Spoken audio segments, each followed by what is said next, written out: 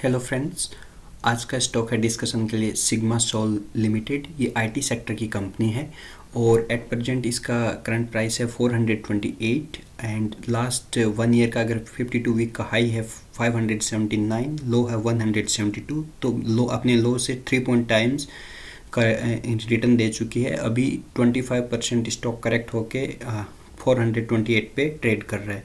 Market cap है 439, micro cap company है।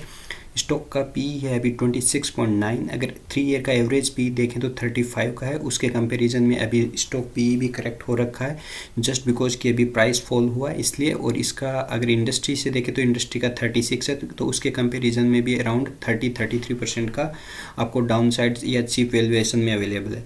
अब देखते हैं कंपनी का आर एंड आर ओ सी अच्छा है 52% एंड देन आर 35%, दोनों अच्छे हैं इस सेक्टर के हिसाब से भी। फिर इसका देख लेते हैं कंपनी पे डेट कितना है। डेट है कंपनी पे, जो डेट इक्विटी रेशियो है वो 0.13 है, वो भी अच्छा है, ज़्यादा डेट भी नहीं है। और इंटरेस्ट कवरेज 118 है, शानदार है। कंपनी अपने डेट को ईजिली कवर कर सकती है। फिर देखते हैं डिविडेंड यील्ड है 0.12%, डिविडेंड पे आउट है 5.19%। ठीक है, कुछ डिविडेंड देती है। और मैंने पहले भी अपने वीडियोज़ में बताया है कि जब कंपनी नई होती है, ग्रो करती है, यूजुअली वो ज़्यादा डिविडेंड देते नहीं हैं क्योंकि उन्हें ग्रोथ में इन्वेस्ट करना होता है। उसके बाद आ जाते हैं कंपनी का मार्केट कैप टू सेल्स है वो 7.0। आईटी सेक्टर में यूजुअली ये थोड़ा सा ऊपर रहता है ये। एंड ईवी बाई ईबिट भी 16 का है। इनमें ये वाला पार्ट कम, ये रेशियो थोड़ा स्ट्रॉन्ग इसलिए रहता है कि इनमें मार्जिन्स होते हैं वो अच्छे होते हैं। प्रोमोटर होल्डिंग 73.2% है। FII की होल्डिंग बिल्कुल नहीं है। रिजर्व कंपनी के पास 32 करोड़ के हैं और डेट है 5 करोड़ का, तो उसके अगेंस्ट में ज़्यादा डेट है नहीं। कैश इक्विवेलेंट 2.8 करोड़ के हैं। कंपनी का बिजनेस मॉडल और ओवरव्यू देखने के लिए भी हम इसका इन्वेस्टर प्रेजेंटेशन डिस्कस करेंगे, जो लास्ट कॉल था इनका वो। इसके अलावा इससे पहले अपन देख लेते हैं लास्ट 1 ईयर का चार्ट। इसका प्राइस का है, ये 5 ईयर का है। तो देखिए जब से कंपनी लिस्ट होने के बाद में से कंटिन्यूसली ऊपर जा रही है। और यहाँ पे देखिए ये येलो लाइन है वो 50 डे मूविंग एवरेज है और जो ग्रे लाइन है वो 200 डे मूविंग एवरेज है। तो स्टॉक पहले कंटिन्यूसली इस पे सपोर्ट ले रहा था, अभी 50 डे मूविंग एवरेज को ब्रीच करके 200 डे मूविंग एवरेज के पास आने की कोशिश में है। तो अभी 427 है और 200 डे मूविंग एवरेज आता है 413 पे। तो अभी बाई होल्ड सेल का कोई रिकमेंडेशन नहीं है, बट स्टॉक डिस्कस इसलिए हो रहा है कि अभी अपन इसका वीकली चार्ट देखेंगे जिसमें अपने ये सपोर्ट के पास आ रहा है। तो कुछ दिनों की वीकनेस के बाद स्टॉक सपोर्ट लेने के बाद वहाँ से चल सकता है। पी का रेशियो का चार्ट देखते हैं कंटिन्यूसली। देखो यहाँ हाईएस्ट पी इसका किसी टाइम था 98, 99 और अभी एक आप देखोगे तो ये 27 के पी पे ट्रेड कर रहा है। तो उसके और EPS कंटिन्यूसली राइज हो रहा है। तो उस हिसाब से मुझे ये अभी वैल्यूएशन वाइज ये ठीक लगती है अभी कंपनी। इसके बाद आ जाते हैं इसके ये अपन ROE 39% है, 3 ईयर का एवरेज वो भी ठीक है। IT सॉफ्टवेयर कंपनी है। और ये देखते हैं, ये देखो इस सेक्टर से कंपेयर करोगे तो इस सेक्टर का एवरेज 37 है, इसका 26 है। सेक्टर का ROE ROC कितना है 17 एंड 14, उसके कंपेरिजन में इसका शानदार है यहाँ पे।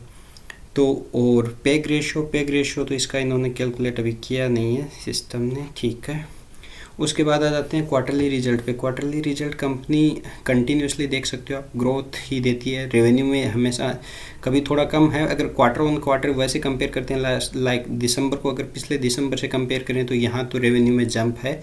और उसके बाद में प्रॉफिट आफ्टर टैक्स जो नेट प्रॉफिट आता है 3.62 था और अभी लास्ट दिसंबर क्वार्टर का 4.59 है। उसमें भी अराउंड आप देख सकते हो 40 तो नहीं होगा ये 36 20% 25% जंप है इसमें, तो वो भी ठीक है। इसके बाद EPS ग्रोथ भी कंटिन्यूसली हो रहा है। यहाँ देखोगे EPS इसका और इसमें तो अच्छा खासा जंप आया है। फिर आ जाते हैं ईयर ऑन ईयर बेसिस पे। कंपनी 2020 में SME प्लेटफॉर्म पे लिस्ट हुई थी, तब इसका सेल्स होता था 10 करोड़, देन 21, 41, 55, 62 कंटिन्यूसली देखिए इसमें कंटिन्यूस ग्रोथ है। इसके बाद में ऑपरेटिंग प्रॉफिट भी कंटिन्यूसली राइज कर रहा है। इनके मार्जिन्स देखिए पहले 18, 35%, 40, अभी 38, तो उस मार्जिन्स के अराउंड मेंटेन कर पा रही है।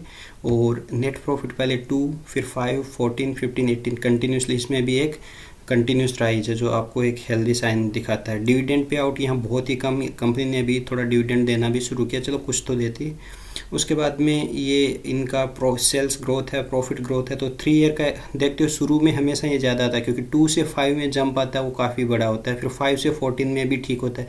धीरे धीरे ये फिर ऑब्वियसली ये जो ग्रोथ आती है वो इतनी नहीं रहती, शुरू में जब लिस्ट होती है उसके कंपेरिजन में थोड़ा कम हो जाता है, ठीक है। स्टॉक CAGR ऑब्वियसली 3 ईयर में स्टॉक ने अच्छा खासा रिटर्न दिया। रिटर्न ऑन इक्विटी है 38 का था पहले, अभी 35 का है, तो अबव 30 मेंटेन कर रही है, ठीक है। बैलेंस शीट पे आते हैं। अब एक चीज़ देखने वाली होती है कि यहाँ पे ये जो मोस्ट ऑफ पीपल होते हैं वो P&L देखते हैं, ठीक है, कि प्रॉफिट रेवेन्यू जंप आ रहा है, प्रॉफिट जंप आ रहा है, क्या ये उसके बैलेंस शीट में रिफ्लेक्ट हो रहा है, क्या ये कैश फ्लो में रिफ्लेक्ट हो रहा है, वहाँ से आप फ्रॉड भी डिटेक्ट कर सकते हो।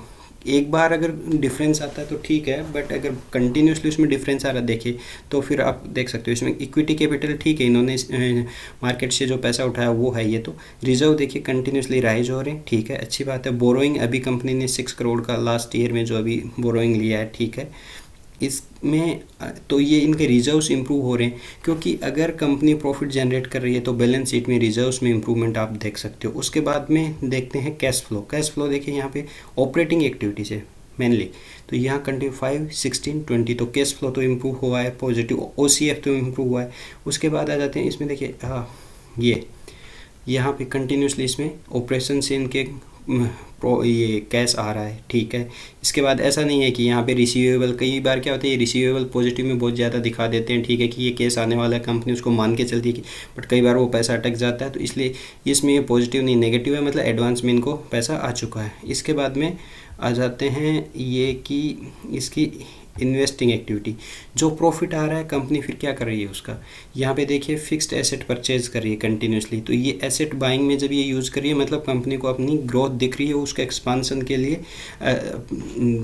इनको पूरा इंफ्रास्ट्रक्चर जो चाहिए उसके हिसाब से जो भी इनको tools equipments, I mean computer basically IT और AI की है, तो उसके हिसाब से रिक्वायर्ड जो भी इक्विपमेंट्स होते हैं उनकी बाइंग होती है इनकी, ठीक है, वो दिख रहा है इनकी इसमें कैश फ्लो में। फाइनेंसिंग एक्टिविटी में देखिए यहाँ पे कंपनी ने ये शेयर पहले 2 करोड़ के इन्होंने सेल किए थे, उसके बाद में ये इन्होंने 4.95 के, इसके बाद में यहाँ पे बोरोइंग देखिए, यहाँ पे 2.13 का इन्होंने लोन लिया, इसके बाद 2.4 करोड़ वापस रीपे भी किया है।